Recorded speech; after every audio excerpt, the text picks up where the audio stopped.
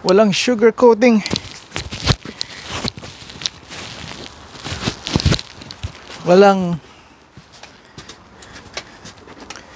Walang setting up things except yung camera mo at yung tripod. At syempre kung saan yung location na gusto mo. Yep. Daming mga balaki dito. Kaibigan, kamusta kayo?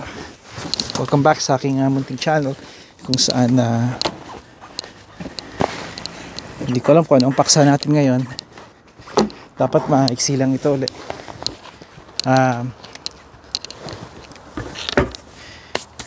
Bigay ko sa inyo close up. Ito ang winter tires or snow tires ng ni Honda. Dalawa na yung Honda namin ngayon. Dalawa na ring Accord. Isa 1996 at isa ay 2003. Magaling pa silang manakbo at wala kami intensyon na ipalitan to o get rid of. Ito yung isa sa mga susi sa Canada and even sa US. Susi kung para makatulong sa inyo na yung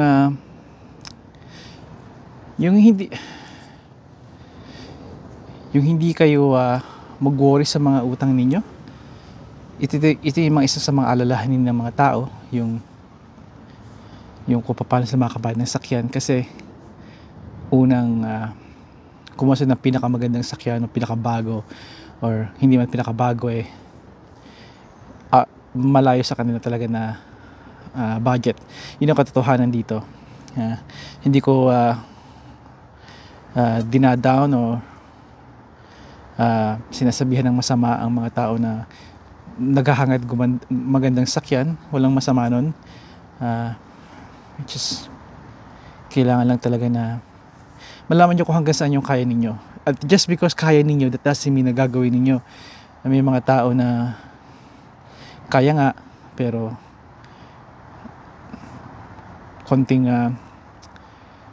hindi sila makapag-overtime or mamiss nila ng ilang araw kanilang regular hour job, magkulang kanilang regular hours, ay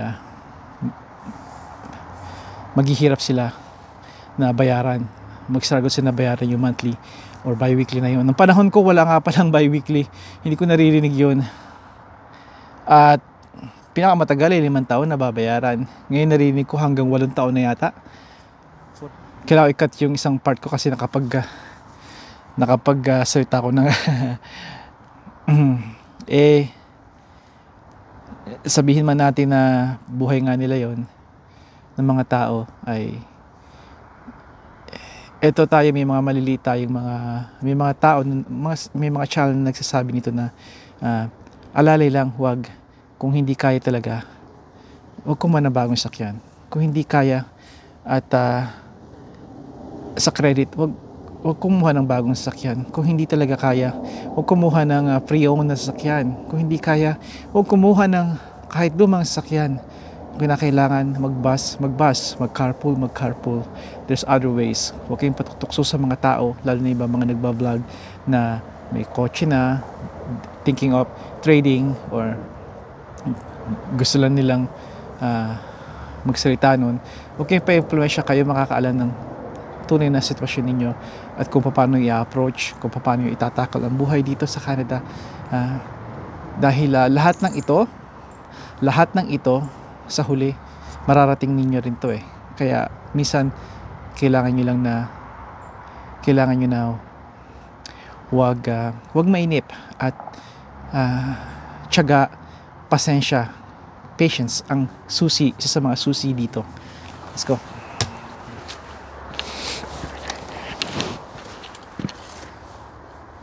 Four minutes. Halika, papakita ko sa inyo kung paano ako isa sa mga ginagawa ko sa paglilinis. Teka.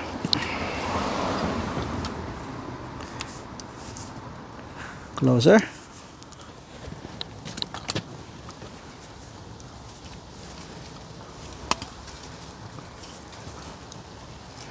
Matuwa kayo. Nothing special.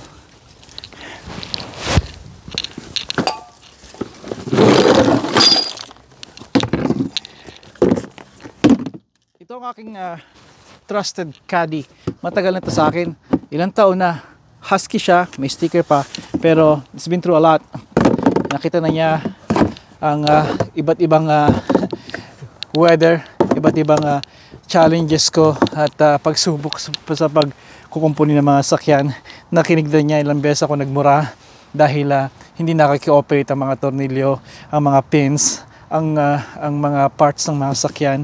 Nakita niya kung gaano ilang beses akong pumalpak dahil kahit naman mismong mekaniko papalpak, ako pa kaya na hindi mekaniko. Tibay pa rin siya, kaya hindi ko alam kung meron pa itong binebenta. Nakuha ko to sa Home Depot, kaya ang bala ko noon ay wheel cart, yung cart wheel, utility cart, na kung saan nyo nilalagay ang inyong mga cans, ang inyong mga ratchet, mga tools. Even meron pa siyang drawer kung gusto nyo ng fancy. Pero dahil sa sobrang mapili ako, dahil hindi naman yun importante sa akin, pag ganun sitwasyon, naghihintay ako. Bumibili ako ng gusto kong makita ang pinakamaganda at pinakamahal na kaya ko. Dahil hindi naman importante yon. Parang pagbili ng sakyan, hindi nyo kailangan ng pinakang maganda, pinakang top of the line na sasakyan, brand new, kung wala kayong wala talaga kayong panlabas, pambayad dito. Sabihin talagang dediretsahin ko na kayo. Again, kung pepersahin, bakit hindi? Katulad ng mga tao, pinepersa makakuha ng brand new car. Pero bakit kung pwede naman na used car? Basta alagaan mo lang at make sure na tama yun. At sabihin man natin na may mga problema, fix it. Anong gusto nyo? Maglaan kayo ng pera doon. Fix it. Dahil yung na-fix nyo lang yun, hindi na yung masisira. At kung may lumabas pa man, fix it again. At may hangganan yun. By the time you realize you have a very reliable car. Katulad nito. Okay? Hindi importante talaga sa akin kasi kaya kong ilagay ang mga tools ko sa driveway, sa isang box. Sa box, napakaraming box sa Costco, di ba? Lagay mo doon. At yun ang ginagawa ko noon. At nagkaroon ng pagkakataon, you know what? Gusto ko lang may handle, may hawakan. Ito, sa caddy. Kuha ko na to. At nag-work sa akin, walang problema. Diba? At katulad ng sakyan, nagdadrive na ako ng used car, walang problema. Nagagawa ko, natutulungan ako ng sakyan o natutulungan ng caddy kung ano yung purpose ko, kung ano yung gamit kong yon, caddy. Ito, nagagawa ko dahil nakabili na ako. Kailangan ko pa rin ba ng cart, ng utility cart. Nanghahangat pa rin ako at dahil sa may pera na ako nga naipon nga, we're talking here, di ba? I'm giving an example. May kalayaan na ako na take my time na huwag magmabilis dahil meron akong gamit na. Okay? O sa inyo o sa mga nakaraan kong, sa mga nauna kong mga earlier kong panahon, meron akong kahon. Nag-upgrade ako, meron akong caddy. Susunod ko upgrade, yung pinakamaganda na. Nagmamadali ba ako? Hindi na. Dahil nagwo-work ito sa akin, ganun din sa inyo, sa sakyan. Di ba? Hintay kayo kasi darating yung pinakang gusto nyo sakyan. Now, I don't care kung anong gusto nyo sakyan na pinakamaganda. It could be an electric. Iba ang feeling ko doon. Pero, yung kagandahan natin, iba-iba ang ating gusto. Iba-iba ang ating pangarap na makuha ang mga sakyan. Di ba? For example, sakyan. I'm a Chevy guy, an old school, old 70s, 80s, 90s, mga ganong model. And some they don't like that. That's fine. Pero yun yung dream car nyo. Someday makukuha nyo rin yung dream car nyo. Maghintay lang kayo at mag-upisa kayo sa mababa nga. Mag-upisa kayo sa used car. Mag-upisa kayo sa bus. At kapag yun ang ginawa ninyo, makakamit nyo yung pangarap nyo sa sakyan. And we're talking about sakyan here. Same apply din yun sa kung ano man ang gusto nyo. Maybe dress, maybe house, maybe brand new shoes, maybe a business of your own. Diba? Kaya ako pala itong pinakita sa inyo para ganyan ako maglinis. Making sure lang na wala talaga mga grease. Yun. At yun, mamomulch, mapipick up. Yun later on, yung mga, kung meron mga natapon. Pero katulad dito, natapon ko, isas grease. Okay? Tumari ko pa magamit din to. Blue towel, some people they don't believe blue towels. Kung magdi-DIY kayo, get the blue towel dahil magaling to. At katulad ito, nagamit ko na, magagamit ko pa rin sa mga greasy parts. Kaya makakatipid kayo ito kaysa doon sa mga kitchen paper towel tulad ng brown, yung white paper towel. Don't get that. Leave it sa kitchen at sa mga kamay ninyo, sa inyong pamilya sa kitchen. This is good stuff. It's good stuff. Basta magandang quality. Pwede pa nga ito labahan at gamitin mo all over. Maganda to. Trust me. Get one kung DIY kayo lalo na sa mga sasakyan. Alright, let's go.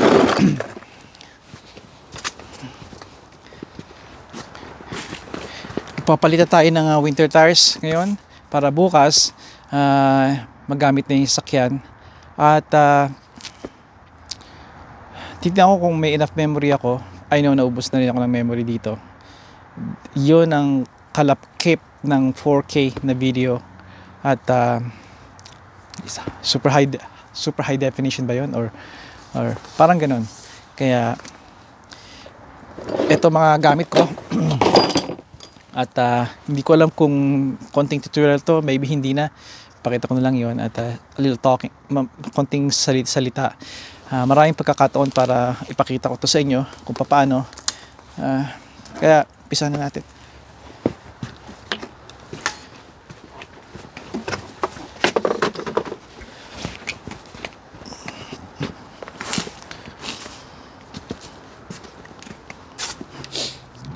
Kita nyo, meron akong nilagyan na angkla doon. May special akong angkla dyan na kahoy na gawa ko. Pero sa ngayon pwede na yung bato na yon. Tapos meron pa sa kabila rin. Ang gagawin natin, i-jack up natin to. Meron ditong jack up points na simultaneously dalawang gulong tataas. Malaking bagay yon, makatipid ng oras. Kaya pero kung wala nun kayo nun, mga jack up points tulad dito sa Honda, meron yon. Pwede yun dito. Lahat dito may jack up points dito. Hanapin nyo lang. Makikita nyo kasi flat yun. It's called pinch weld. Kung hindi nyo alam, makikita nyo sa mga manuals nyo. Manual ng kotse. Alright.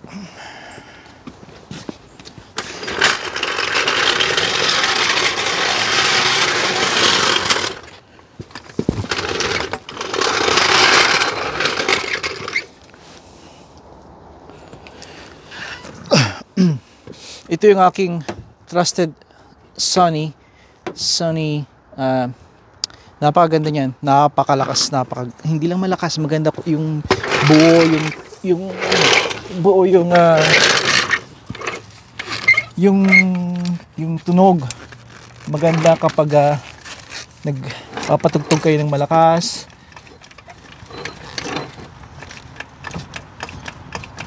Okay. Sigurado na ako na nandito tama yung points. Kung kukuha kayo ng floor jack, i-consider nyo rin yung low profile. Now yung low profile, ang tawag doon ay yung mababa. Kasi may mga sakyan na sadyang mababa tulad ng mga sports car. It can easily go underneath of your vehicle. Kaya pataas na yung kabila doon, ito hindi pa masyado. Lagyan natin pataasin siguro natin ng mga kasing taas ng yung iba barely, pero sa akin 1 inch lang okay na sa kanila. Ako at least isang hinlalaki natin kasi minsan mas mahirap yung angat lang. Inisip nila para hindi ka magbuhat ng todo. Minsan pag i-align mo sa stud, hindi mas mahirap yun. Walang room. Pakita ko ba to sa inyo? Yeah, bakit hindi? Taon-taon pinapakita mo yun. Videos mo. Okay. We can do that.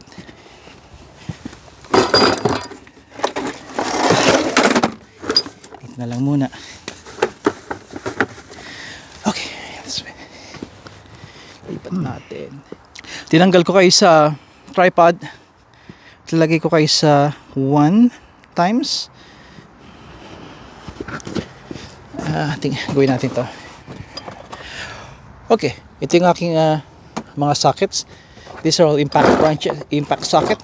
Kung gagamit kayo ng impact wrench, make sure na itim or impact material. Ito yung graded na matigas na bakal para hindi mag-shatter. Kasi kung may mga silver na socket, they tend to, not all the time, pero mas mabuti na yung safe na sumabog sila mag-shatter. Ito hindi. Matigas yan. Okay, wala yung aking tuwalya pero this should be enough. Hockey puck. Oh, alam nyo, naisip ko, ito yung gusto kong gawing halimbawa sa inyo kung anong mangyayari, kung anong itsura, kung anong klase ang inyong all-weather tires. Scratch that. All-season tires. Ang inyong all-season tires dito sa Canada, majority ng Canada, let's just call talagang Canada, hindi talaga all-season tires. 3 season lang yon. Talagang magaling lang yun sa summer. At kung medyo malamig pa rin sa fall at sa spring, 7 degrees, umpisa ng 7 degrees, hindi yung performance ng inyong all season tires ay ganito. See that? Parang hockey puck, matigas. Kaya pag natakbo kayo, hindi siya kumakapit talaga. Kasi para siyang plastic. Okay? Kaya think about that. Unlike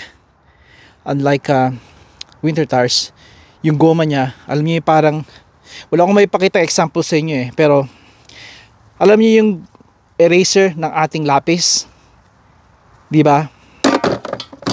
Yung eraser ng lapis natin, minsan may mga klase ako ginangat-ngat yun di ba? Kung gaano kalambot yun ang winter tires, pwede nyo ikumpara yun. Ganun siya. They're easily, not malleable, not easily shaped, pero ano siya, yung malambot siya, kaya pagdating niya, pag nasa surface siya na matitigas, they tend to instead na matigas na parang ito, hockey puck, hindi pati yung pointy niya, hindi man lang nagbibigay, hindi nakikipagkompromiso. Yun, it does this. Okay?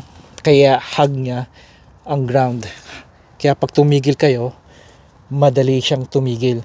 Yung stopping power niya, emergency stop, lalo na, mas improve. Okay? Kaya, winter tires ang inyong gagamitin. Alright? Kailangan nyo ng winter tires, kapatid, kaibigan. Alright? Dahil ang winter tires ay malambot. Okay? Malambot siya. Alright? At make sure na mayroon kayong ganito na sign. Yung 3-peak. Alright? Dahil yun ang nagsasabi na legit at tatak ng pagkasuri, sabihin na natin. Okay? At the lugs should be deep enough. Although yung Michelin, hindi ganon, parang summer tires din siya, pero yung materials niya maganda. Like yung pinakita ko, hindi ko pa na-upload yun, yung sa aking pamangkin na Michelin winter tires Isaacs. I have nothing against Michelin at pinupuri ko rin yun, pero mas prepare ko yung malaking lugs. Alright? Yun ay hindi. Pero walang problema, wala akong nakitang problema sa Michelin so far sa nakita ko. And I've seen so many cars and I handled fixes so many cars and swap so many tires. Kaya walang problema yun. Prefer ko lang ay yung mga deeper lugs. Okay? Okay. Kaya balik tayo dito. Again, itong aking anti-seize, lagi ko sinasabi pag gumagawa ko ng controversial to, kalahati ng nasa forum ng mga pinupuntahan ko at mga matagal na akong membro noon na almost 20 years na akong membro ng ibang mga forums. Nag-aaway sila tungkol dito. Pero I've been using this. Konti lang ilagay nyo. Okay. Okay, teka. Konti lang nilalagay ko. Nasa sa inyo yun kung lalagyan nyo to. Do it at your own risk. Kailangan sa manufacturer, they don't recommend this. Kaya I wouldn't recommend it to you. Pero I'll let you know I'm doing this. At bakit ko ginagawa to? Dahil nakatira kami dito sa Canada, kung saan uso ang mga pagrarust ng mga ng mga lugs. Minsan, yan ang problema, hindi nila matanggal yung lugs dahil corroded, at ito ang nagpe-prevent nun. Kaya konti lang nito. Sabi makaka-apekto ito sa pag-measure nyo ng tightness o yung pag-measure nyo ng torque sa pag-time ng i-torque ang inyong mga lugs. That's also true. Pero with the proper experience, yung tamang experience at proper execution, proper installing, ay wala naman akong naging problema nito. Alright, ayoko nang lumawig pa to. Ito ang gamit ko, at syempre kailangan natin ng brake cleaner. Walang particular na pangalan, itong nakuha ko noon, at sasabihin ko katulad ng mga cans na binibigay ko, na sinasabi ko sa inyo, if you could buy this by bulk, mas makakamura kayo, tulad ng mga previous kong videos na pinakita sa inyo. Alright, umpisa ko na to.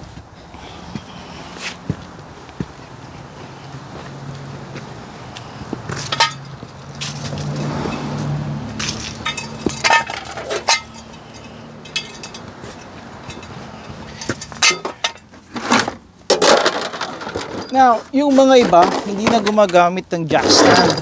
Jack stand. Katulad nito, jack stand.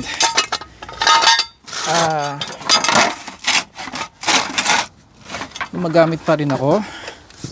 Dahil,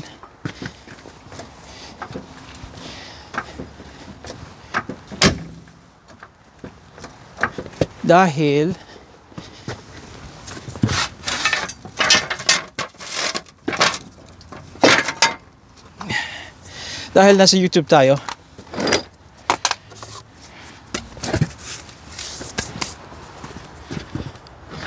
Let's adjust that a little bit.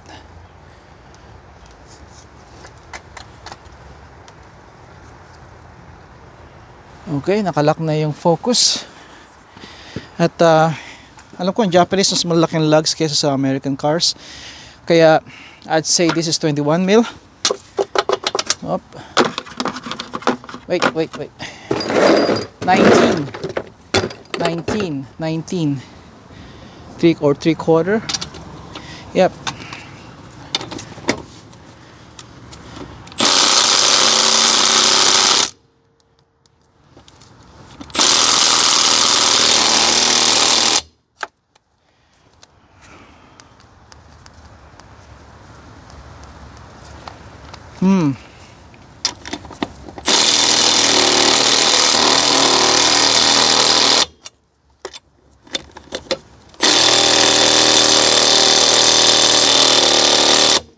May problema tayo, either mahina ang battery nito or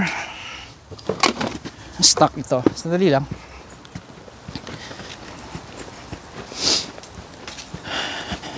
Isa lang gulo ipapakita ko sa inyo, at maybe ipakita ko sa inyo na rin na nagka-problema ako sa mga ibang mga gulong dahil mapapalaban na naman ako nito. Alam niyo, ang pinakang kinakatakutan o worry ng mga nagfi-fix ng mga sakyan ay yung mga unexpected. It's become so, yung regular na dito na hindi na yung unexpected to almost expecting na talaga. Tulad nito, stock. Okay, more battery, 4 yung kanyang LED. Nakita nyo? That means hopefully meron siyang amp, may power siya. Lagay ko siya sa number 3. Okay, there you go. Ay, salamat po. There you go. So kulang lang siya ng power, kaya importante na fully top up ang inyong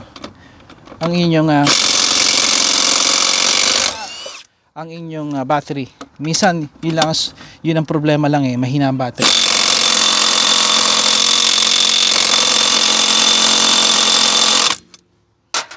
This one here is stubborn. Kapag ganon, higpitan ninyo. Okay? Konti lang. Tapos ibalik ninyo sa, bakit ko sina-adjust,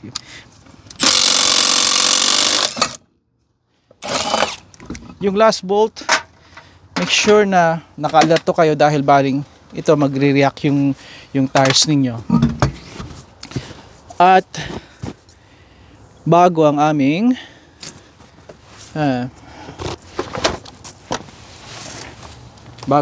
rotor. Now, dahil ito ay let's see,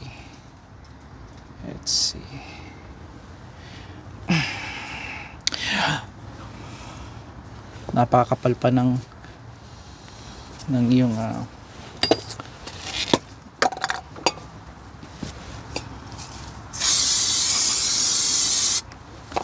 napakakapal pa ng kanyang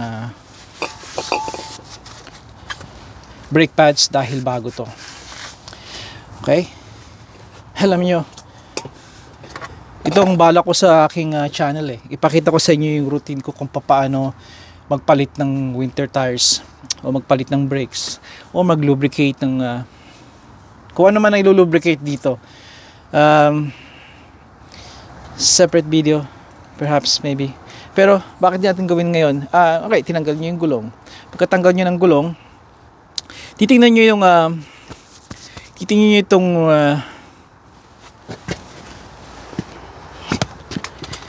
closer, lower, closer. Alright, let's do this right. Okay, I need more room. Sandali. I'm just may ibababa pa ba to? Maybe kung no, wala na ibababa. Bagkus tumaas pa. Bale, bukas darating action camera ko at baka yun maganda yung mapapakita ko sa inyo. Okay na ba yan? Walang sapat na equipment, wala pang reading glasses. Okay, ito titingnan ninyo, make sure na walang deep, walang scar to. Okay, walang scar na malalalim dito sa tinatawag ninyong brake rotor. Okay, at minsan hindi lang sapat na tingnan ninyo visually. Gamitan nyo rin ng daliri na just run your finger, right? Okay, run nyo yung finger ninyo. Kapag may naramdaman kayo medyo malalim, that's an indication na na-damage na siya. Na pwede pa yon, depende sa lalim. Pero ang culprit nun, ang may gawa nun talaga, majority of times talaga, almost, yun ang dahilan, ay hindi kayo nagpalit ng brake pads. Kung tatanggalin ko kayo sa tripod dahil hindi ko alam kung malapit. Okay, kita nyo to, makinis siya. There are some lines there pero they're okay. Normal lang yon, normal na paggamit. Yan ang bago. At ang panlinis niyan ay brake cleaner. Dahil ang brake cleaner, once na matuyo to, kasama niyang natutuyo yung mga residue. Pero syempre, pupunasan nyo rin na maganda yung clean towel. Diba? At ito yung kanyang brake. Dito nyo masisilip siya. Focus. Kita nyo yon, yung kanya parang hasaan, parang bato, di ba, yung panghasa natin na rectangle sa Pilipinas. Yan, yung ceramic na yan. Yan kakapal, bagong bago yan. At yan ay kapag nung nagnipis na yan, kita nyo to, yung nag-hold sa kanya, yan ang susunod na nalalapat dito. At dyan kayo nag-uumpisa magkaroon ng deep groove, ng deep cut. And yun ang hindi nyo dapat gawin. Kaya pag meron na itong indicator, wear indicator na, alam niyo pag pumepreno kayo, matinis na, yung gano'n, that's an indication na kailangan nyo ng palitan. Huwag na kayo magpatumpik-tumpik, palitan nyo na. Dahil kung hindi, sisiraan yung rotor nyo at another gastos yun, di ba? At once na magpalit kayo ng rotor, it's a good habit na palitan nyo rin yung katapat niya. Laging gano'n. Gano'n din sa brake pads. kahit yung sa tingin nyo yung brake pads niyo makapal-kapal pa sa kabila, paltan nyo na rin pareho. And that's an indication dapat even ang pagkakanipis, wear out nila. Kung hindi, there's a problem with your vehicle. Kailangan nyo matunan ng pansin. Maring yung slider pin din nyo dito hindi properly lubricated, kaya lagi naka-stuck yung inyong brake. Siya nga pala, pag umikot ang gulong nyo, naikot din to. At ito, nakantabay lang yan, itong brake pads. Dalawa yan, both side. Hindi ko na maipakita dito. Just trust me, meron din dito yan. Kaya, pag natakbo yan at inapakan nyo yung preno, ganyan yan. Pinipinch niya, kinukurot niya para huminto, dahan-dahan. Okay? Kaya sudden stop, sudden brake, sudden stop yan.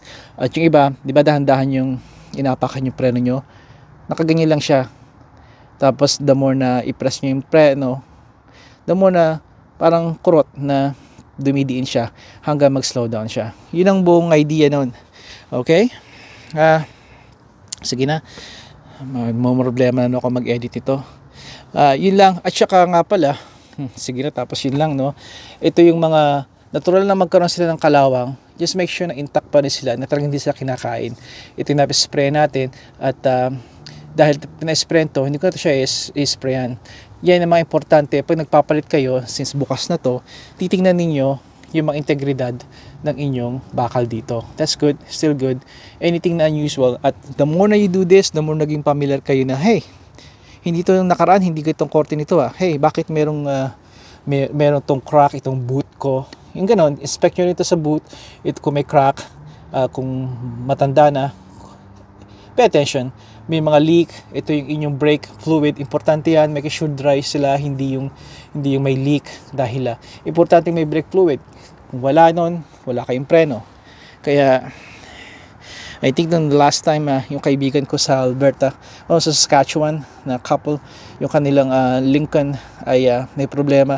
I'm not sure, hindi na ako nag-comment sa kanila, pero I think hindi nilagyan ng grease yung sliding pin nila, kaya nagka-problema sila sa preno. Hindi ko napapangalanan, pero regular ako doon sa channel na yon. Kamusta kayo? Kamusta kayo? Bye. Ano pa ba? Yung mga ganon. Alright?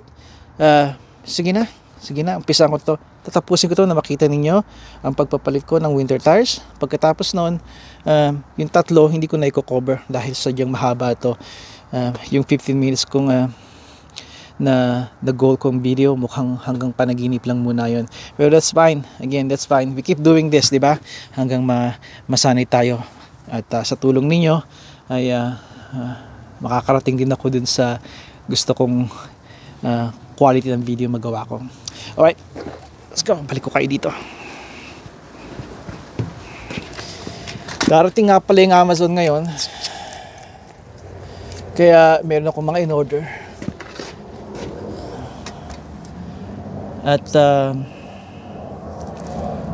let's go. Okay, maliwanag na yan. Alright, let's do this. Just try to keep up with me. If not, that's fine. Ito yung groove, ito yung stud ang tawag dyan. At ito yung pinipintahan ko ng slightly, very konti lang. Dahil once na ilagay nyo yung tornilyo dito, iikot nyo, nag-spread yan.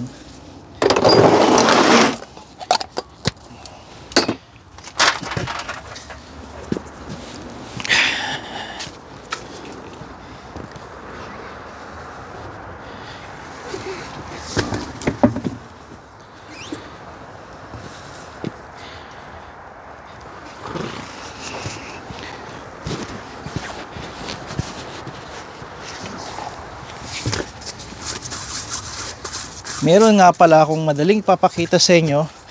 Madali lang. Nasaan ba yun? Ito ba naman yung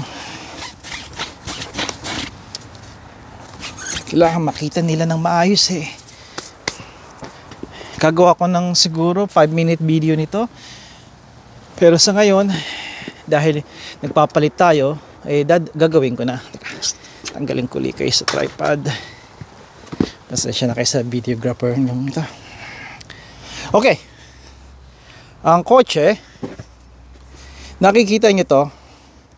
Ako hindi ko nakikita. Nakikita nyo to, rotation. At nakikita nyo yung arrow, itong pana. Diba? See that? Ang rotation niya, sinasabi niya papunta dito. Yun ang paabante. Paabante ng mga lahat ng gulong ninyo. Punta kayo nakapagpalit na kayo ng winter tires. Punta kayo sa gulong ninyo. Double check ninyo, lalo na pat install ng ibang tao yon. Ang rotation, kailangan visually, kung aabante ang kotse ninyo, ang arrow, dapat nakaturo kung saan aabante ang sakyan ninyo. Alright? I'll show you. Ang sasakyan ay nakaharap. Kaya pag umabante, of course, papunta dito. Diba? Kaya ang inyong arrow, pag install ninyo, make sure naka-abante rin dito. Make sense? Dahil ang tinatawag dito ay directional tong tires na to. Ito isa lang direction forward.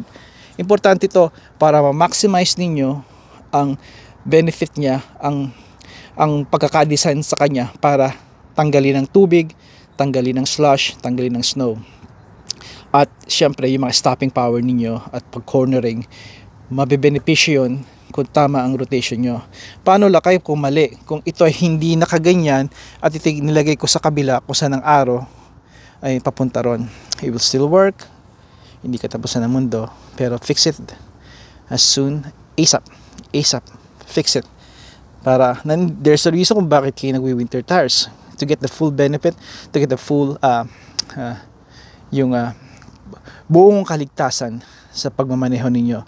Bakit nyo babawasan, di ba? Sa pahayaan ninyong mali ang direksyon. Yun lang. Dahil lakay, wala na akong problema noon. Binigay ko na sa professional mechanic.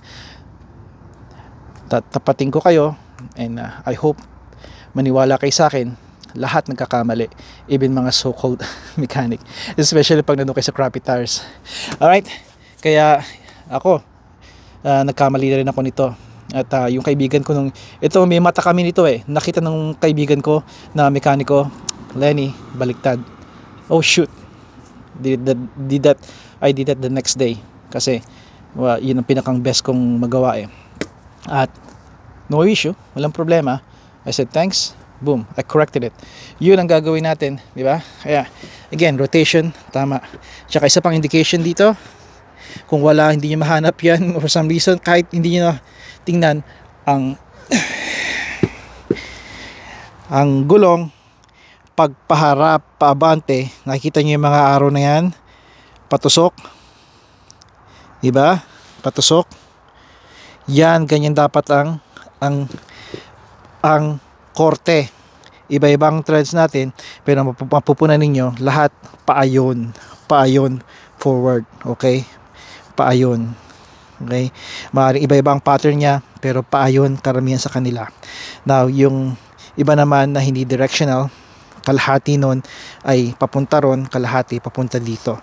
Pero that's another thing na pag-usapan natin. Nag-concentrate tayo sa directional tires. Alright?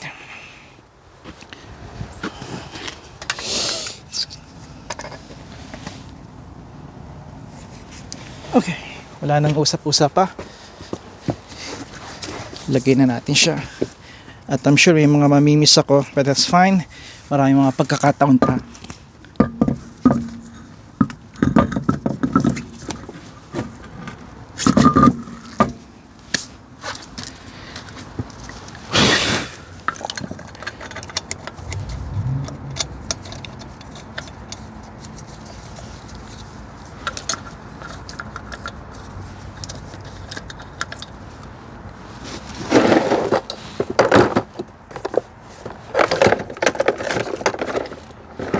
Nasaan ka?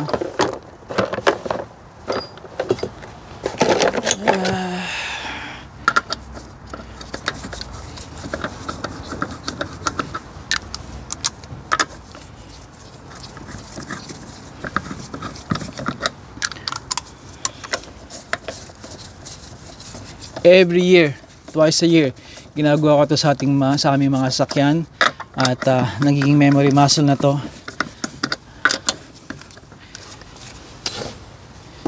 And kailangan nyo lang mag-umpisa. Okay, matakot, kaya nyo to. Matanda na ako nung natuto ako nito.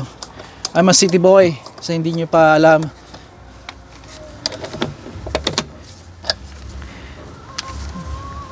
One, two.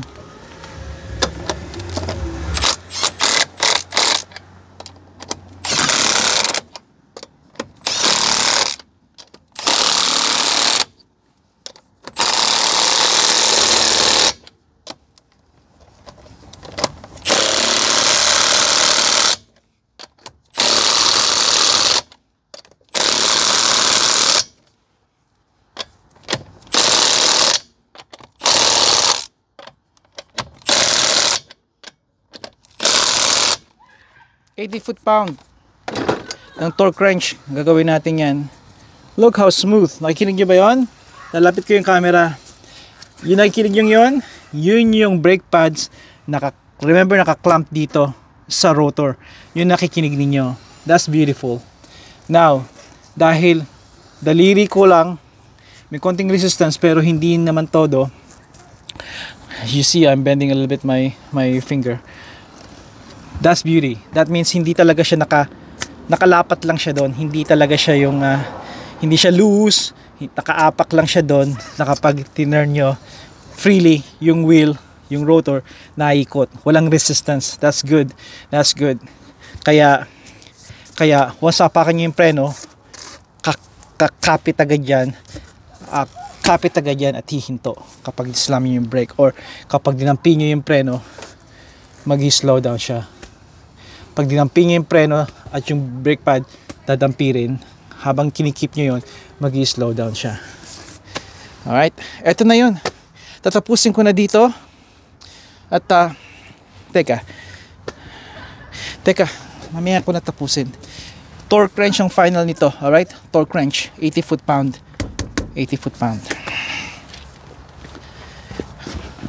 The rest, hyperlapse ko na lang.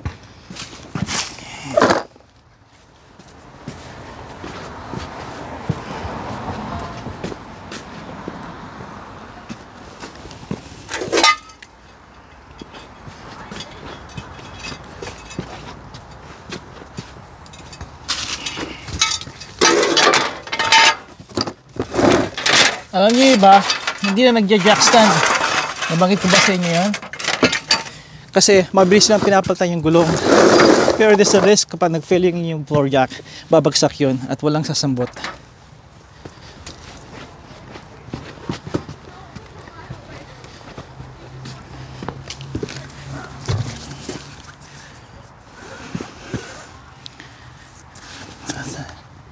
Direction mo.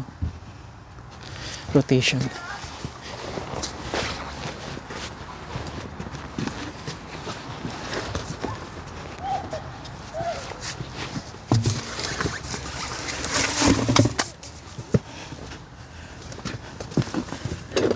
Okay. Number 3. Good. I love the Milwaukee.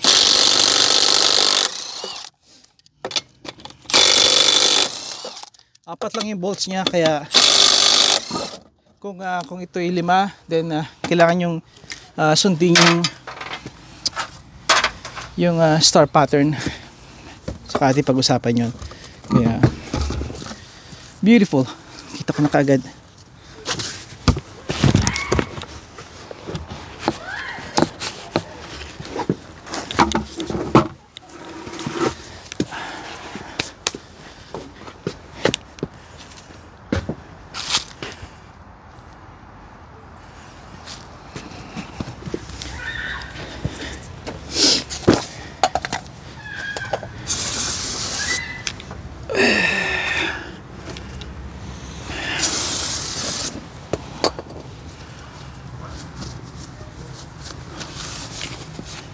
Beautiful.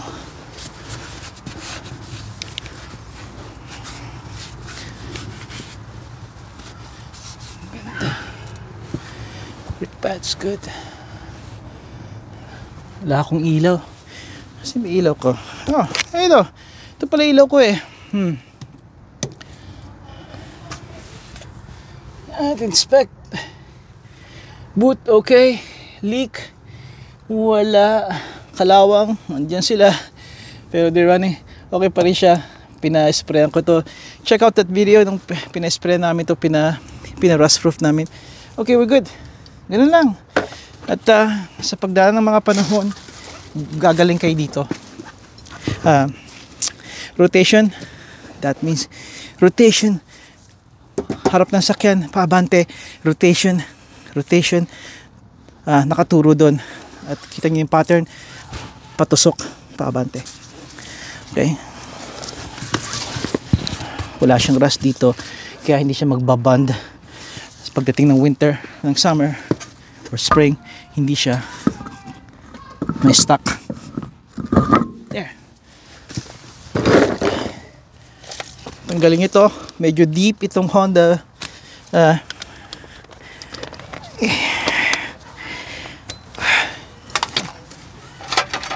Ito gusto ko yung Honda, yung lugs ng Honda. They're very good. It took a lot of beating sa mga compact wrench, impact wrench, at wala siyang problema. Medyo deep nga, gamitin nyo ng deep lug nuts. Ito, kailangan nyo i-thread siya ng kamay. Kahit may feature to na kapag na-sense niya na tagilid or maring ma-cross thread, mag-stop siya, I still do it by hand. Dahil it's good na walang hihigit pa sa pag ginamitan nyo ng kamay. Kasi kung tagilid to, mararamdaman ko agad, oh, ang ganit, yung gano'n. Kita ko mga ilang thread, it's good. Then saka ko siya gagamitan ng power tools. Yan yung kapitbahay namin. They're very good kids. Kaibigan ko yung tatay nila. Kaibigan ko yung buong pamilya. Let's see. Lagay mo natin sa 1. Okay. Look at that. Yan kagandahan nito na Milwaukee. No, maraming mga ways para higpitan to. Pero ito na tayo. Lagyan natin sa 2. Okay. Baba. Pipili ka kaliwa kanan. Pipili ako dito.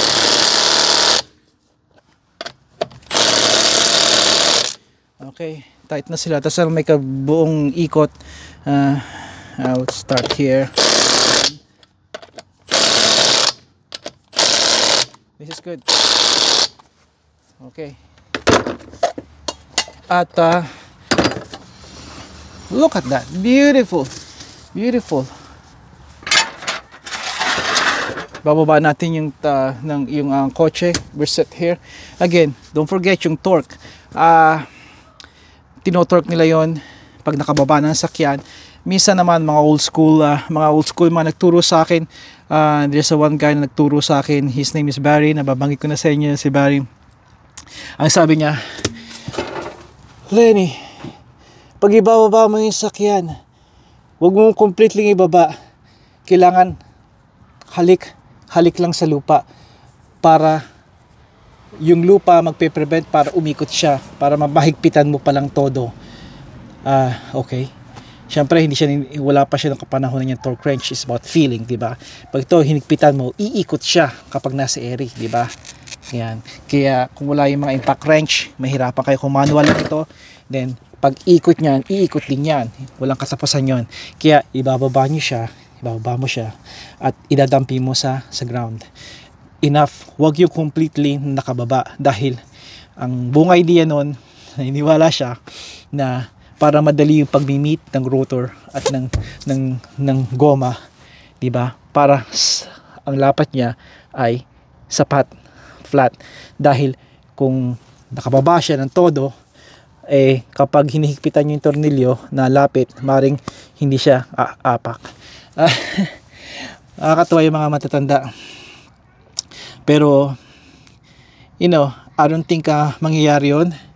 Pero it's easy for I guess dito sa ginagawa mo sa tires, sa rotor, sa sasakyan, kung perfecto yun. Kaya maybe merong dahilan kung bakit siya ganun. Ang ginagawa ko yun, i-become a practice dahil isa sa mga ginagawa ko. Pero dahil meron akong power tools, hindi ko na kailangan gawin yun. At yung pagtutorque, again, minsan nga ginagawa ko rin nga yan. Minsan ginagawa ko yun, nilipat ko. Pero pag nagmamadali, hindi na rin. And everything, pareho rin ang resulta. Ay.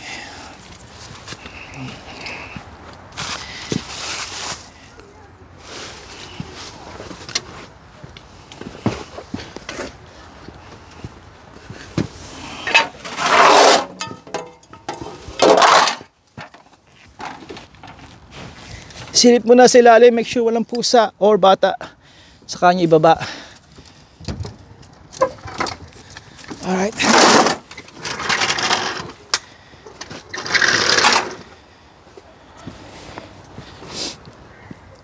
Okay.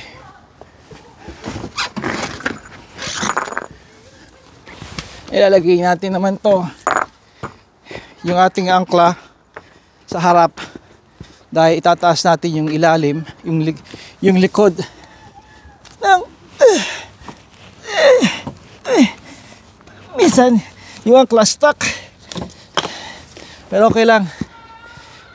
Malakas pa tayo para i-pull siya.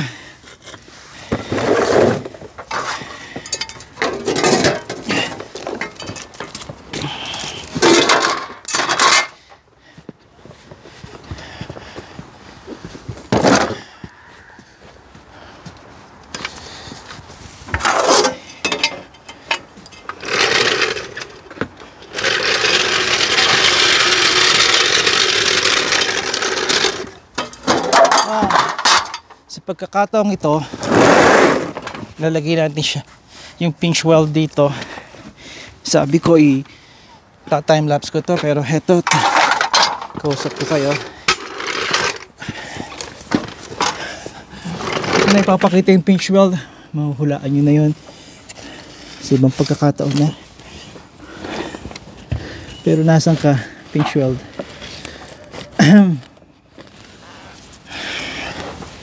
Saan yung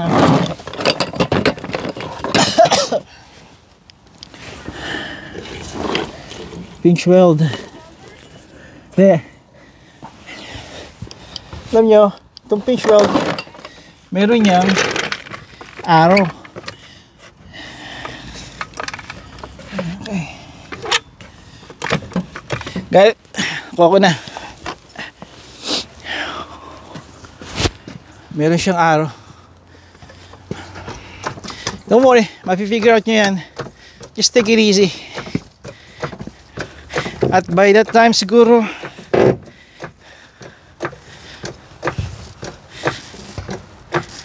sapat na yan.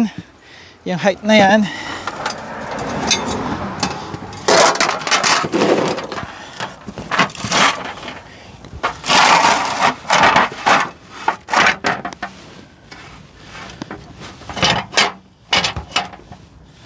It should be good. Nga pala, yung iba nagtatanggal nito, once na tinanggal niya, lagyan na sila ng kotse, ng isalim ng sakyan. Magandang idea din yun. Okay. Number 3, pinakang max niya. Ito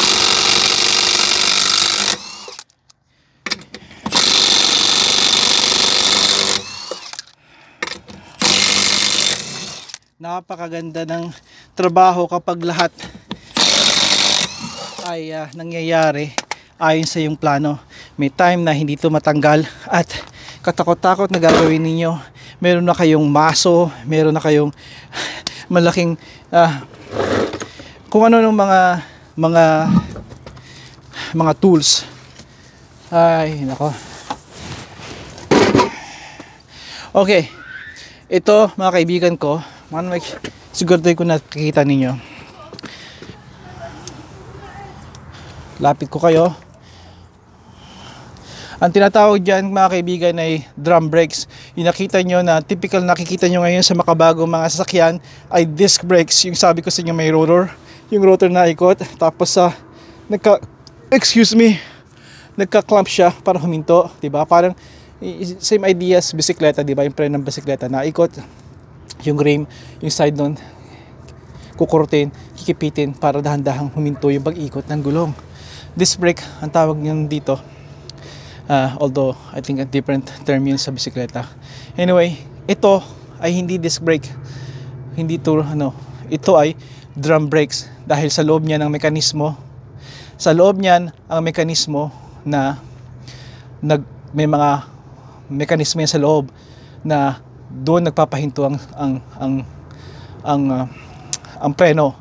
Ang idea nito, instead na i-clamp mo, di ba, naikot ka, habang naikot, ika-clamp mong ganon, naikot siya, ika-clamp mo. Ito naman, sa loob, nag-expand. So, naikot yan, yung drum na yan, sa loob niyan, kapag inapakan yung preno, meron diyang disc, meron diyang, not disc, but brake pads. Yung brake pads niya, imbis na yung brake pads nakipit, ito naman nag-expand. Naikot siya, di ba? Umiikot yan, at yung brake pad niya sa loob, station yan, di ba? Hanggang apakan yung brake, nag-expand siya dyan. Once na ma-expand siya, tatama siya sa gilid nito, okay? Gilid. Not entirely, pero meron yung may mga pads dyan, nakaganyan. Tatama siya dyan, at yun ang nagpapahinto sa drum brakes.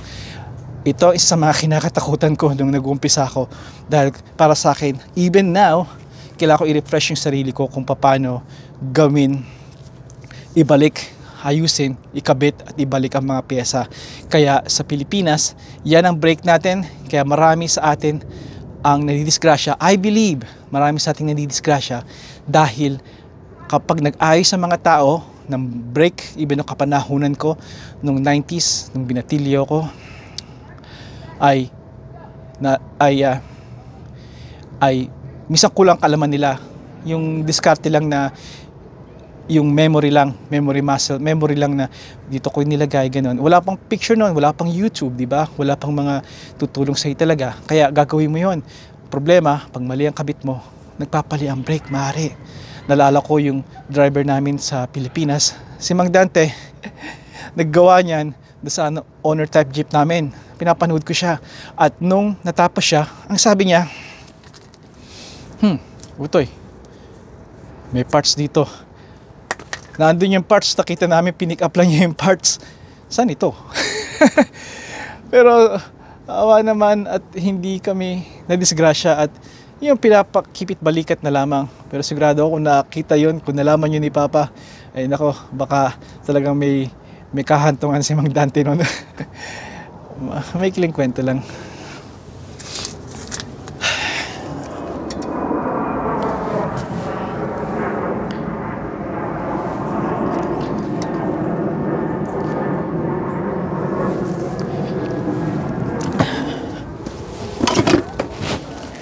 Anong gagawin mo?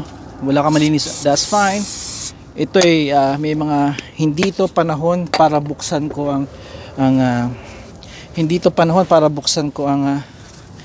ang drum brakes na to, dahil ito ay another video, another usapan to. Again, the usual, titingnan natin yung mga unusual na mga hindi familiar dito. Maganda pa rin ang integridad nitong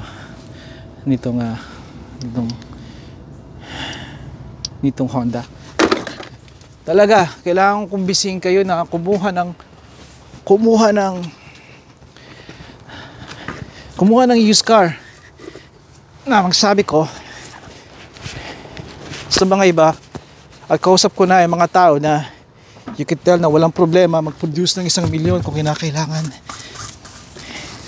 I would tell them, yeah, kasi yung used car mo, you should get a used car. And dahil ang used car, marami mga bagay na nakakatulong yan. Pwede yung pang, sabi nga nila, winter beater, nasa winter, or mali yung butas.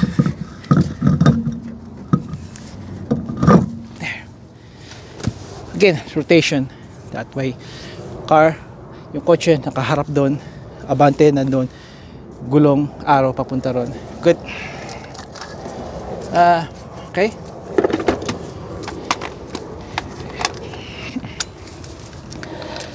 Wait a second. Kadaldal ko. Nalimutan tayo.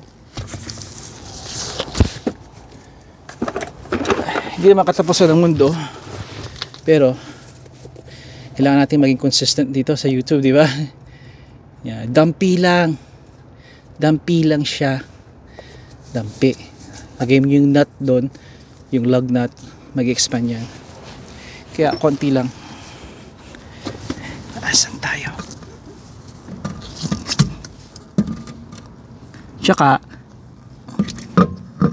magandang ano rin to. Come on. Magandang exercise din to. Naiintindihan ko yung mga tao na may back problem. Naiintindihan ko yung mga taong may edad na talaga nandito sa Canada. Naiintindihan ko yung mga taong may kondisyon sa lamig. Naiintindihan ko kayo. At hindi ko kayo kukutsain man. Hindi talaga. Ang problema ko ay yung may mga tao tayo nandyan, nagbi-video, talking about that they would go to gym, talk about they do this thing, mga activities, and they can even lift a small tire. Pero again, iba-iba nga tayo. Issue ko nga nun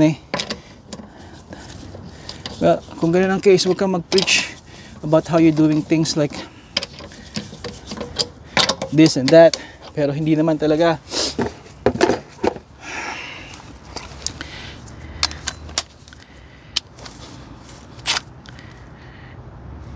Let's try this.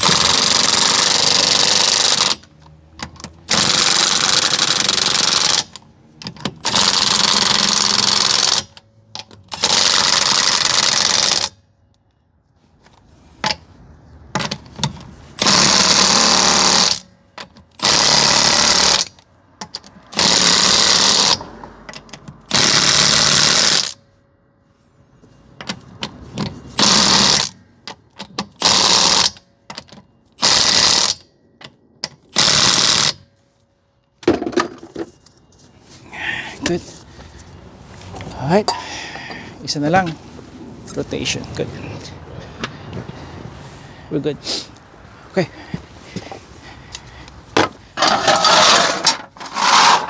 Pasin ninyo na hinuhugot ko lamang dito yung jack stand kasi hindi siya talaga nakalapat. So in the event na mag-fail ito at bumagsak, I'm very confident na nakatutok yun sa bahaging bakal kasi okupado na yung pinch weld na matigas, nasasambutin niya ang kotse. Ngayon, rekomendado ko ba yun? Hindi. Huwag niyong gagawin yun. Ang pinakamaganda nun, make sure na ang kotse ay nakalapat dito sa jack stand at ito nakasuporta, hindi the other way around na ginawa ko. Alright, again, that is something na kung may kukunin kayo sa mga video na ito, hindi yung tire rotation, hindi yung uri ng gamit ko mga tools, kundi yung paglagay ng tama nito. Bakit ko ginagawa yon? See, that's the question na para sa akin talaga. I get away with that all the time, pero that's not really a good excuse. Let's just put it that way. Okay. Again, tingnan natin yung mga bata, mga pusa. Wala, clear. At dahan-dahan nyo na ibababa. Nababa na siya. Kung gusto yung mabilisan, just twist it. Diba? Mukhang flat yung tire nito. Pero di bale.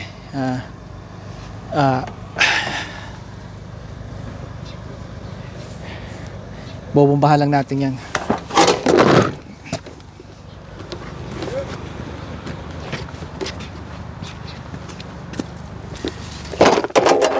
Okay. Dito tayo.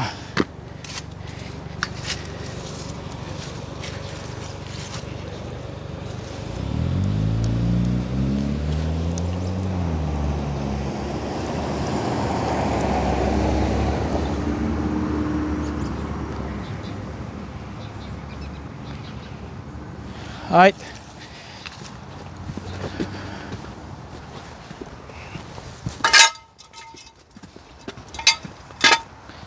Ginagawa ko, tinatanggal ko yung mga kalat.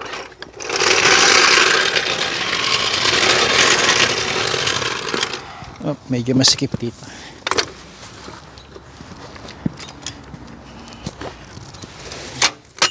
Alam nyo, hindi ko alam kung gaano ako tatagal dito sa pag-video, pag-vlog, paggagawa ng content.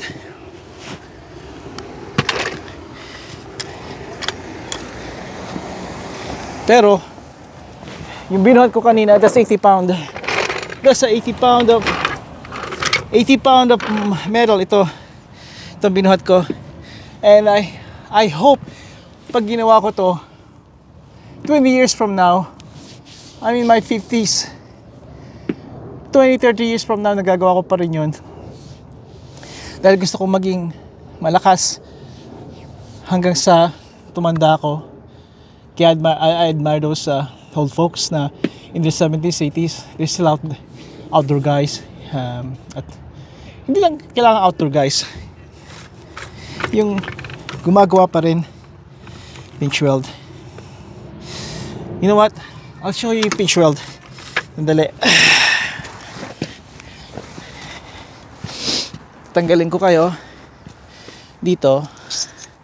Papakita ko sa inyo yung tinatawag na pinch weld. At doon sa mga balak someday magdi-DIY with good care, proper na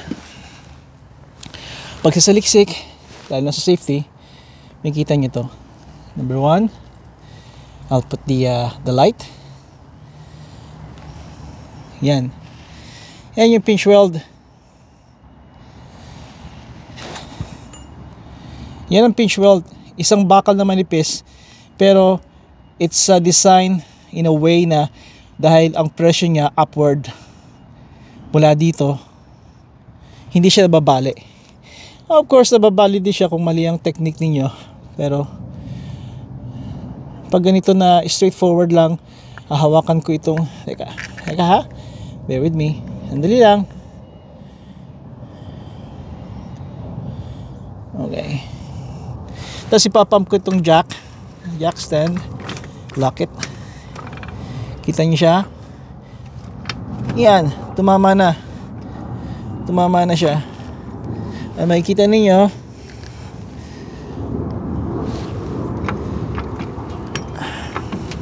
nataas na yung kotse, diba? Okay,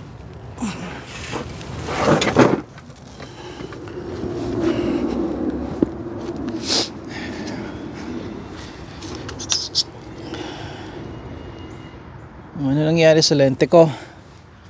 Nalente ka na. Alright.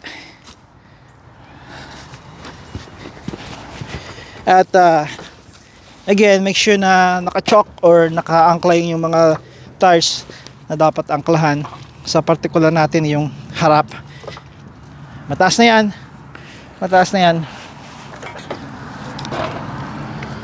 Lakay na sa yung jack stand mo.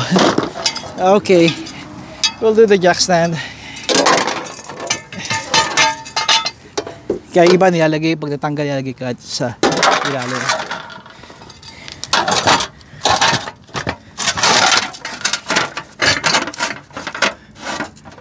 Good.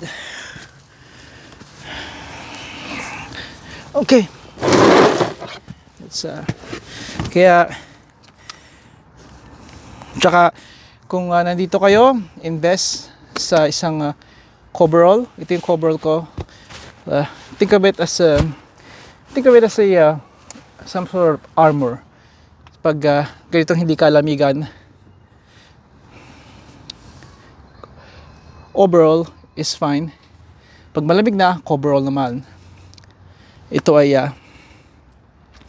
nakakatulong. You can have suit, tapos meron kang suit or yung tatawag na Americana sa atin, tapos you can have coverall para hindi madumihan. That's a thought, di ba? 3.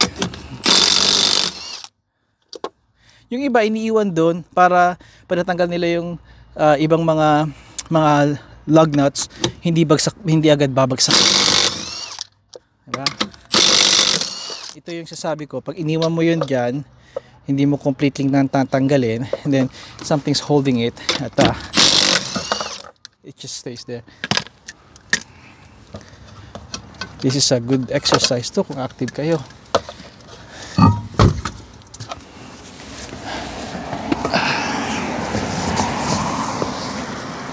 Okay, rear, right rear, and left rear. Kung kayo nagdi-DIY, lalagyan nyo rin na marka yun para sa susunod na year, sa susunod na magsaswap uli kayo, ay sa ibang posisyon naman ilalagay yung inyong tires para tama yung rotation nya.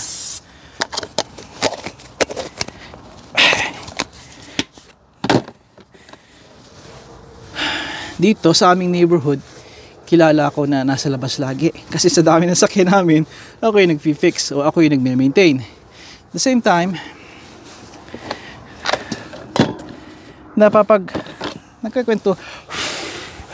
nagkikwentuhan naman kami ng mga iba dito. Yung iba, may dalang beer. Ako talaga hindi nainom eh.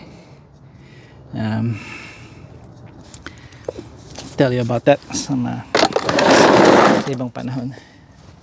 Okay, tulad ng sabi ko sa inyo, kahit alam niyo na walang diferensya, walang problema, kailangan routine pa rin. Kailangan na be consistent. Alam ko na tayo mahirap maging perfecto, hindi tayo consistent all the time. Hey, hindi ako estranghero doon. Sa katunayan, hindi ako consistent sa maraming bagay. At yung iba, I'd rather not talk. Pero we do our best hanggat alam natin na these are the things na kailangan natin gawin, and we try our best. I think that's what matters. Just do your best, man. Do your best. Kaya naniniwala ako sa every bit helps. Nag-iisa na tong winter tires. Nag-iisa ng winter tire. At I wish may multiple akong camera. Pinapakita ko sa inyo kung gaano ko to pick upin ng isang kamay lang. Bakit ako dito dumaan? Paano nyo ako makikita?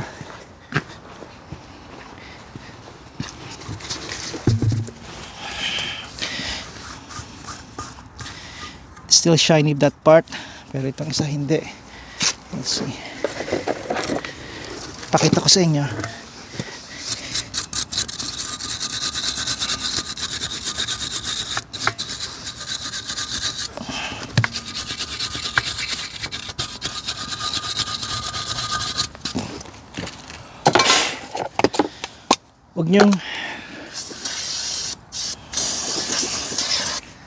Huwag nyo lalanghapin yung alikabok, anumang alikabok nang gagaling sa sakyan, lalo na yung rust.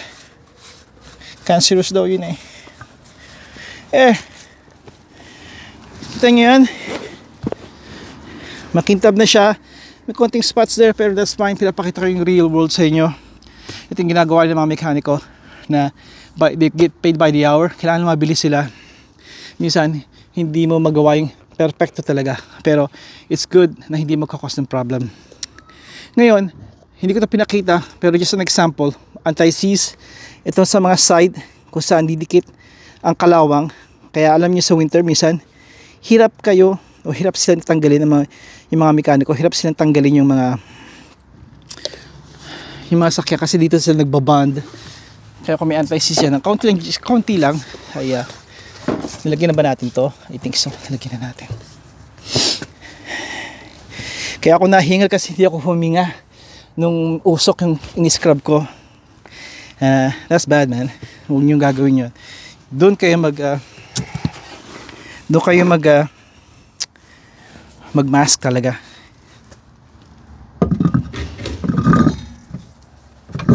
Okay.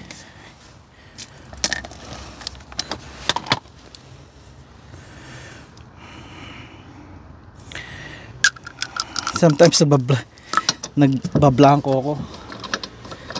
That's my buddy.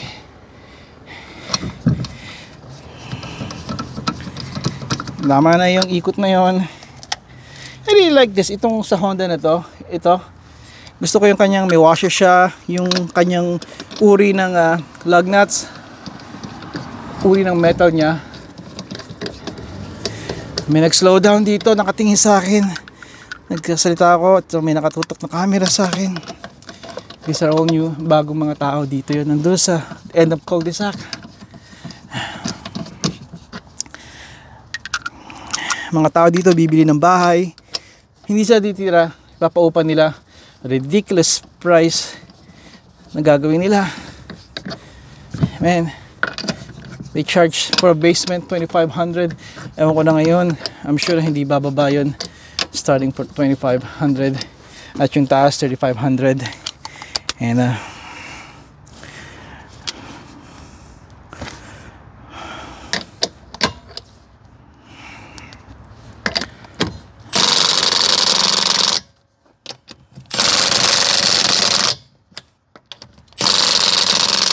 number 1 lang to kaya mahina.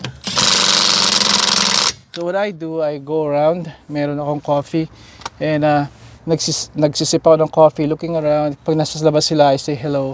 Yung iba, they don't say anything. At yung iba naman, you know, I would introduce myself. You know, hi, my name is Lenny, I'm your neighbor. How you guys doing? Iba naman, open naman, okay naman, nakikipag-usap. Pero karamihan sa kanila tahimik. And that's fine. Gusto kong makita nila yung presence ko dito dahil kaming mga old na magkakapitbahay dito ay dahan-dahan ng nawawala. Pupunta sa retirement home, yung mga may-ari ng bahay, yun namang mga anak nila, may kanya-kanya ng buhay. Yung iba naman ay they will sell the house and move sa ibang lugar. It's just nakakalungkot kasi I've known them for many years, itong pamilya namin. At ganun talaga ang buhay. At ito nga, nagbabalikan, nagdadatingan ng mga bagong you can tell that they're doing well in life. Bibilis na ng mga bahay dito. Dalawang bahay na dito binili nila, tinare down, tapos naggumawa ng pagkalaki-laking bahay. May pangatlo na ngayon dito. Ganun din. And it's huge man. Maganda yung lupa namin dito malaki. You know? Hindi sila doon titira, magpapatira sila ng mga tao. You know, that's their business. Pero the landscape, the neighborhood is really changing. At ako yung tinatanungan din ng mga tao dito, mga old friends, mga old neighbors ko dito na sino yung tumira doon, Lenny, yung mga ganun. And it's just part ng buhay yun, pagbabago.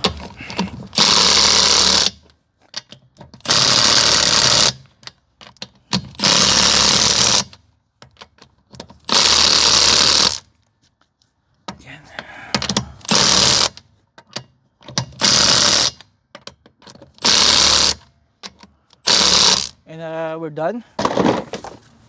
Again, titingnan natin kung may mga bata or pusa.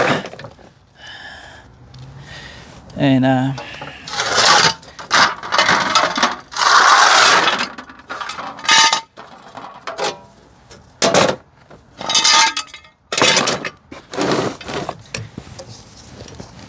will check everything.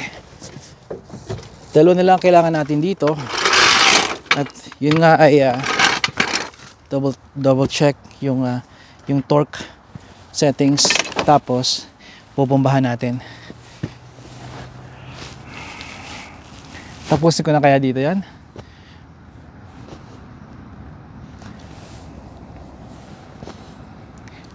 Ngayon lang ako naging madaldal dito sa programa na to. And I could talk a lot. Kaya yun ang dahilan bakit ito ang pangalan ng aking channel. Mga kwento nila kay marami pa. Pero let's just finish this.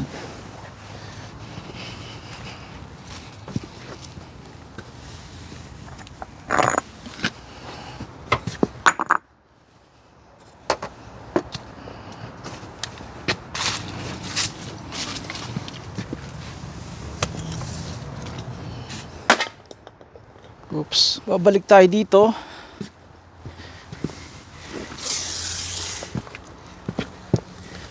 dahil bombahan na lang muna natin to. I think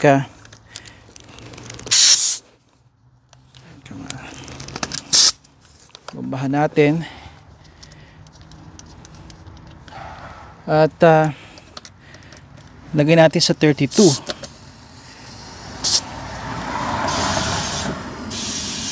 Actually lalagay ko siya sa 33 or 34. Yep, nilalagay ko siya sa 34 and that's 32 to and 34 is fine dito. Plus pag nag-dip yung temperature ng freezing, you will lose 1 pound. Kaya just keep that in mind. Kaya wag kayo magtaka kung bakit yung kotse ninyo malambot na naman ang gulong.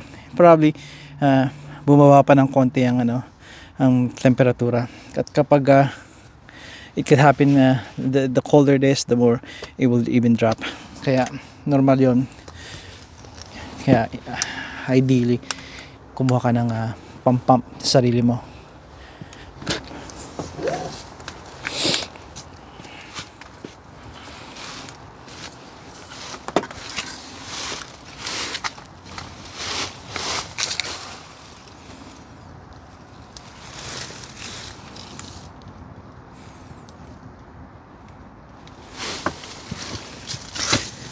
Mas mabuti nito bago nyo install yung kung kaya nyo naman, install yung tires, winter tires nyo or summer tires kung magpapalit kayo, any tires na magsaswap kayo. Magandang tama na yung kanyang hangin bago nyo install. Pero walang mali doon kung install nyo ng medyo malambot. Wag lang todong lambot.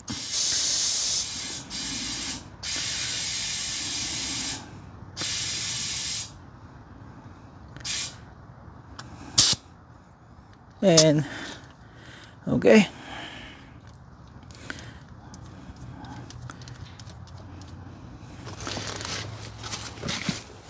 ito yung malambot natin, ito yung pinakamalambot sa lahat. Yeah, okay.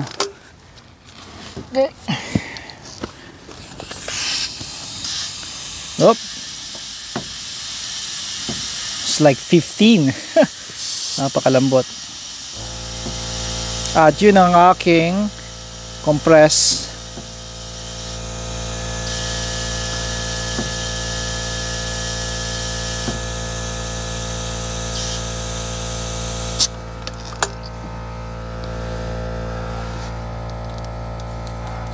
Higpitan pa natin siya. Higpitan pa natin siya mamaya. Check natin yung tamang pihit niya. Okay. Medyo may kalayuan na yung rear tires sa driver's side. Kaya ang gagawin ko, nandito ako sa garahe at iaabante ko ng konti itong compressed tank ko, yung air compressor ko, at ihigitin ko itong aking hose. Itong hose kong ito ay 50 foot hose at okay naman siya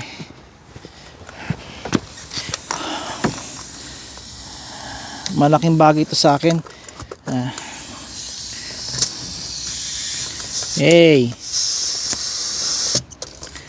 Yung aking coupling kasi, itong coupling ko may sira na okay.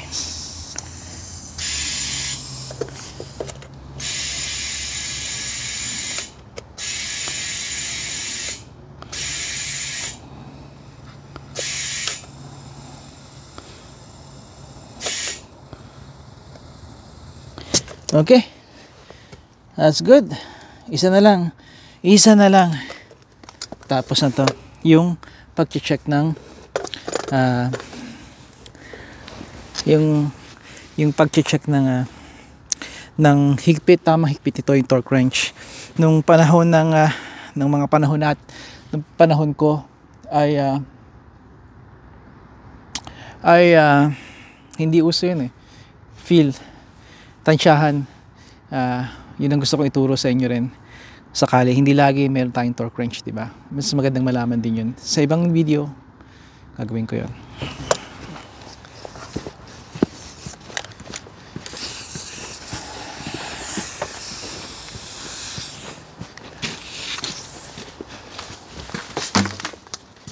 Diyan ka muna yung aking torque wrench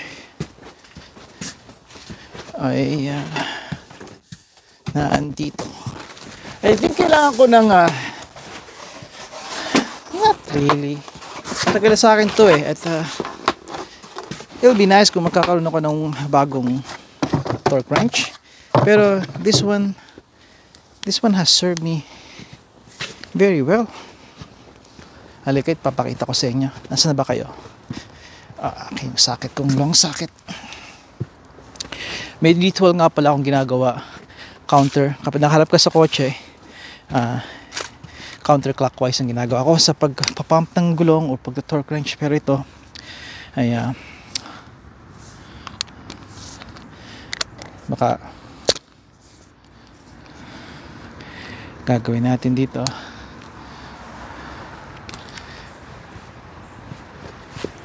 Okay, nagro-roll ako.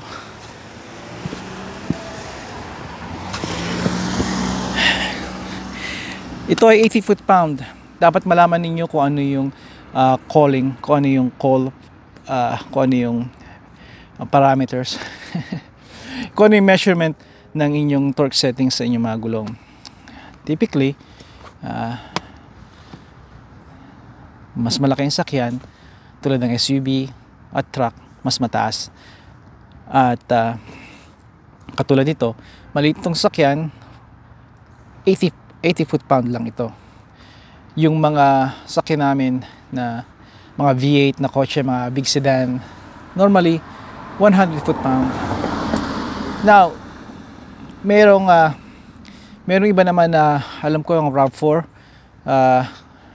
I don't know kung lahat, pero karamihan sa kanila is even mas, ito 80 foot-pound eh. Yung RAV4 nasa less than 80. I believe it's 75 or 78, somewhere there in the 70s. Pero you could put 80 foot-pound there. I would. Again, kailangan nyo sundin yung manual. Bakit mahina? Bakit mas mababa? Dapat mas mahigpit yun kasi, well, not really, kasi depende sa gulong na gamit nyo, sa rim, minsan kasi pag alloy ang inyong gulong, yung sa atin ay mags, yung wheel ninyo ay malambot siya, kaya hindi nyo kailangan ng 100 foot-pound. Unlike yung sa mga truck, minsan yung mga truck, lalo sa mga may steel rims, sa sedan namin na Caprice, Chevy Impala, those are big sedans, 100 foot-pound yun.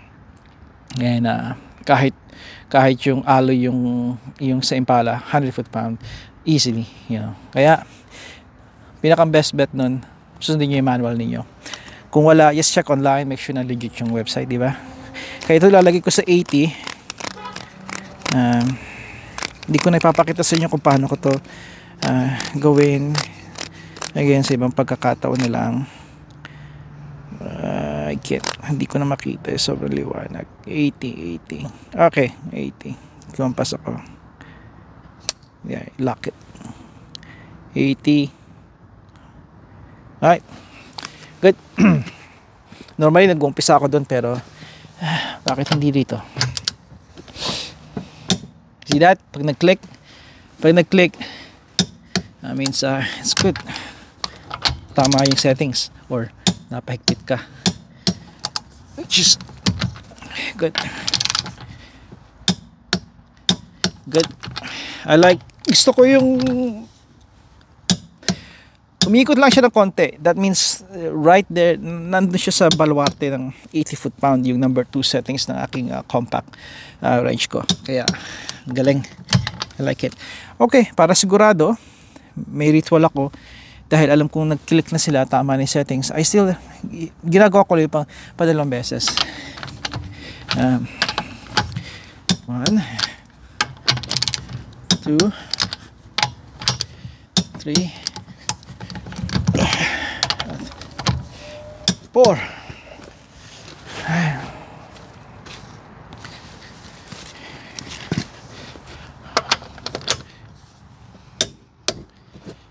Good.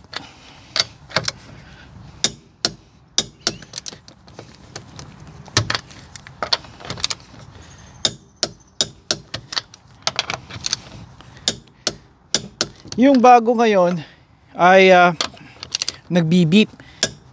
Itong sa akin luma, nagki-click. May mas luma pa nga dito eh. Yung meron siyang gauge, kailangan mo ng salamin nun. Ako kailangan ko ng salamin dahil ko na makita yung numero nun. Kaya ito, just by hearing, it's good.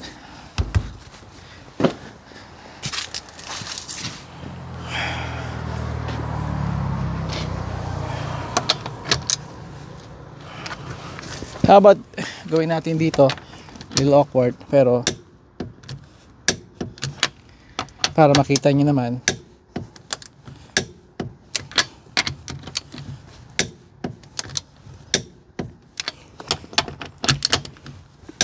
Kung walang camera dito ako po position, hindi ako kaliwete eh. Ayan. Good. 1 2 3 4. Mapapansin nyo, lagi kong sinasalo siya dito just in case na mag-slip, maprotektahan ko itong kasi ang rule nito, wag nyo ibabagsak. Maring mawala yung hindi na tama yung kailangan i-recalibrate dahil hindi na accurate siya kapag yun na nangyari.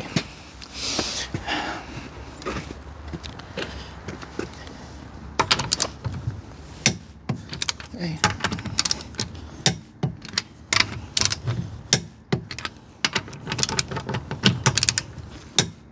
Okay. Good. Good. Good. Alright. At dyan nagtatapos ang ating, of course may isa pa tayong gagawin kundi dadrive ito, pero I'm very confident na okay siya. Para lubos-lubos idadrive nyo, papakinggan ninyo, di ba, pag galing kayo sa shop, pinapakinggan ninyo yung mga ingay. Syempre, yun dapat yung gawin kasi nagbayad kayo, di ba? At kung meron mang problema, kahit ingay, vibration, even amoy, konsulta nyo kagad sa kanila dahil nagbabayad kayo eh. May warranty yan, may garantisado yun na sa paggawa nila. The earlier the better, di ba? Yun ang isa sa mga dapat na ugali nating consistent tayo dito sa North America. Yung kapag may kailangan gawin, halimbawa ito, i-follow up ninyo kagad, then do it. May problema, nagpa-oil change ako, miniring ako ingay, wala naman yun nung dumating ako, nung dinala ko yun sa shop. Bring it the next day. If it's possible, that same day, do it. The better kung same day. The earlier, as early as you can. Dahil yun ang nakakapag-garantisado na makukuha nyo yung tamang serbisyo na hindi kayo magbabayad pa ng extra at hindi kayo masisisi din. Kaibigan, dito ko lang tatapusin at sana na-entertain kayo kung hindi man may nakapulutan ditong aral at magkita muli tayo dahil marami pa akong papalitan dito mga gulong. Kaibigan, hanggang sa muli, padayon.